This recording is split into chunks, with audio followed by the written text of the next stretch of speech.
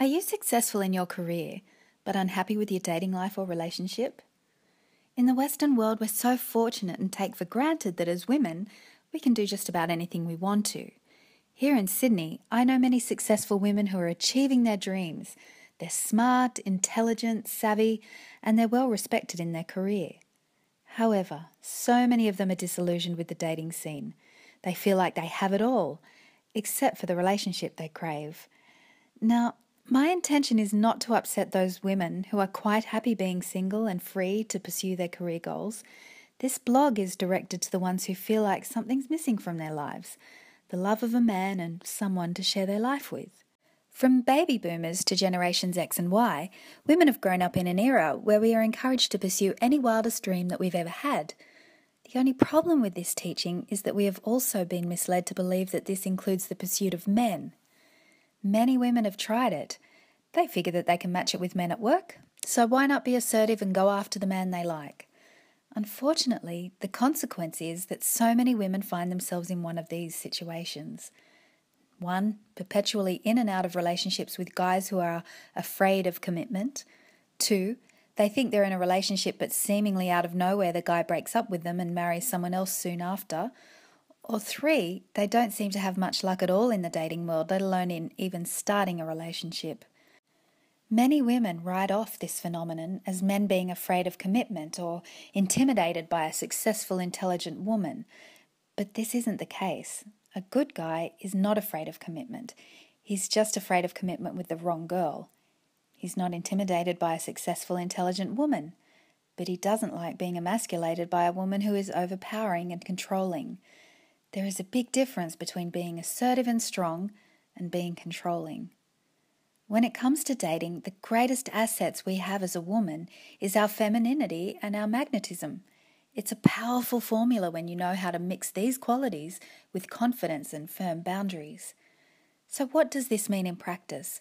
While there is so much to learn and master in doing this effectively, here are a few suggestions in how you can begin to express this powerful formula.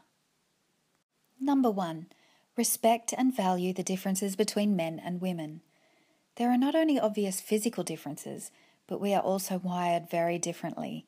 This has huge implications in relationships.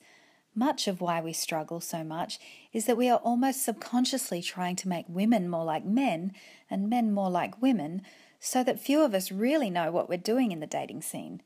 Once you stop fighting against nature and working with it effectively, the magic begins. Number 2, don't approach a man first or initiate contact with him in any way. If you do this, you become the pursuer. Men are biologically wired to be hunters. This includes the pursuit of women. I know a lot of women don't like to hear this, but it rarely works out well for you when you become the aggressor in a relationship. Men have a certain look that they are attracted to. Your intelligence and job description mean little to him in the beginning. It will soon enough. But at first, he cares mostly that you are someone who's caught his eye and he wants to go after it. If he catches you because you consider him worthy, then he values his prize, which will eventually include a deeper appreciation for your intellect and brilliance. If you take this pursuit away from him, you will usually find out the hard way that you were not the woman he really wanted. He may be flattered at first, but eventually he will go after the woman he really wants. Number 3, embrace your femininity and appreciate his masculinity. I understand that in the workplace women are in charge of a number of staff or even an entire corporation, but you can't let this ability to manage people in the workplace translate to being controlling on dates.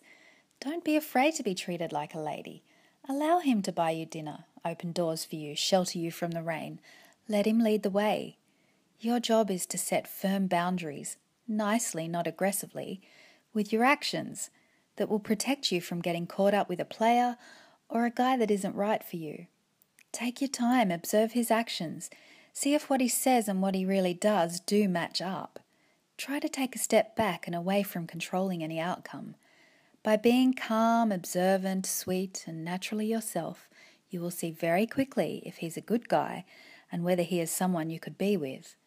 A good guy wants to take care of his lady, and what woman doesn't want to feel protected and loved by her man? It doesn't mean you have to start pretending to be something that you're not. It means allowing your true self to come through and breaking down some of your walls that may have built up over time without appearing needy. And number 4, don't ask him his intentions or bring up marriage. This is a surefire way to scare him away early on. It just doesn't work to ask him about this. If you allow him to lead, he will make it clear what his intentions are earlier than you probably think. A man who is crazy about you can't contain himself. If he doesn't tell you his intentions of his own accord in a reasonable amount of time, then you probably have your answer. Dating is a real skill. We live in a world where everything we want is easily accessible, but it's not making dating any easier. My job as a dating and relationship coach is to teach you how to master these skills so that first and foremost, you don't struggle anymore or feel any anxiety or question a man's motives or wonder if he's really into you. Secondly, I teach you how to handle the entire dating process with poise and confidence so that when Mr. Right does appear, you don't inadvertently scare him away by doing the things that might feel right at the time, but may not serve you or the relationship well. At the end of the day, I want for you what you want for yourself, to marry the man of your dreams and have an incredible relationship. It's possible, but the first step is accepting that what you have been doing isn't working the way you would like and being open to something totally new. When you do, dating becomes fun again. And in the most fascinating way, by you relinquishing control, you actually feel more in control. This is Lynda Love. If you have any questions, please email me at lyndalovecoaching@gmail.com. You can also check out my website, lyndalove.net, and sign up for my free newsletter for lots of advice on dating and relationships. I'm looking forward to hearing from you. Bye for now.